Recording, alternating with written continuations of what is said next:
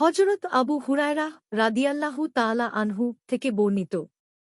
তিনি বলেন, রাসূলুল্লাহ সাল্লাল্লাহু আলাইহি ওয়াসাল্লাম বলেছেন, যে লোক মাগরিবের নামাজের পর ৬ রাকাত নামাজ আদায় করবে এবং এর মধ্যখানে কোনো অশালীন কথাবার্তা বলবে না, তাহলে এই ৬ রাকাতের সওয়াব তার জন্যে ১২ বছরের ইবাদাতের সওয়াবের পরিমাণ হয়ে যাবে।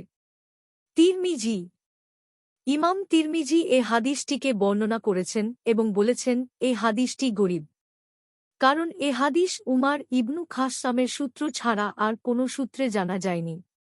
আর আমি মুহাম্মদ ইবনু ইসমাইল বুখারীকে বলতে শুনেছি যে, উমার ইবনুল খাসাম মুনকারুল হাদিস। তাছাড়াও তিনি হাদিসটিকে যথেষ্ট জঈফ বলেছেন।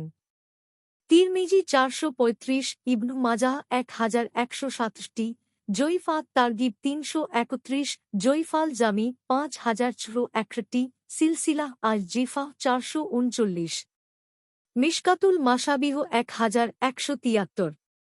হাদিসের মানন জঈফ।